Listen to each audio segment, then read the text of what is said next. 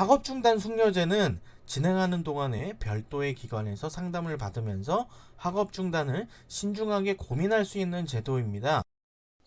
여러분 안녕하십니까, 훈이쌤입니다. 오늘은 학업 중단 위기 학생의 학부모 상담에 대해서 알아볼 거니까요, 영상 끝까지 시청 부탁드립니다. 구독, 좋아요, 알림 설정도 지금 부탁드릴게요. 그럼 시작합니다.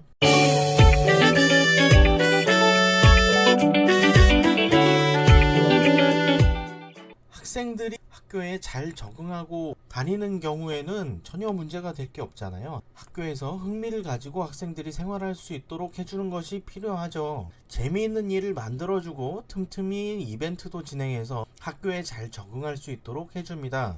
그런데 많은 학생들이 학교에 잘 적응하지 못하고 학교 밖 청소년이 되기도 합니다. 이런 학생들하고 학부모 상담은 어떻게 진행을 해야 될까요?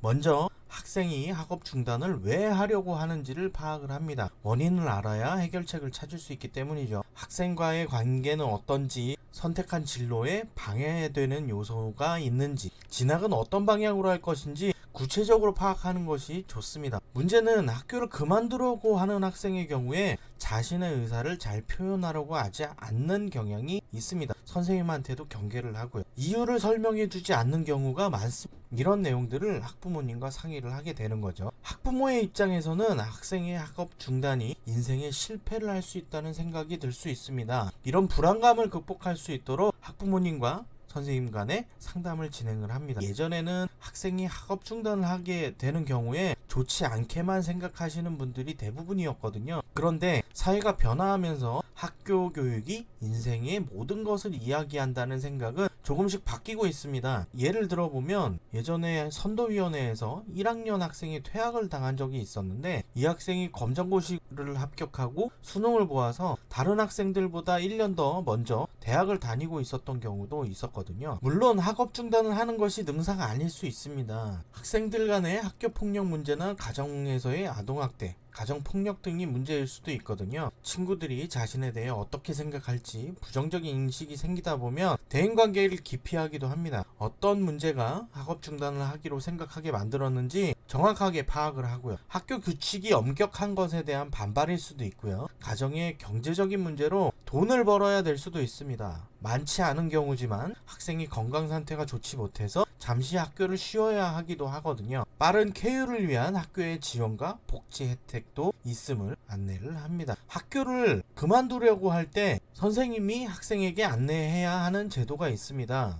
학업중단 숙려제라고 하는 건데요. 학업중단 숙려제는 진행하는 것을 원칙으로 하고 학생이나 학부모가 원하지 않으면 진행하지 않기도 합니다. 학교의 상황에 따라서 담당 선생님의 협조하에 안내를 하시는 것이 좋고요. 학교 밖 청소년을 위한 다양한 제도가 있음을 안내를 합니다. 경찰에서도 학생들의 현황을 파악하고 명단을 확보해 두기도 하니까요.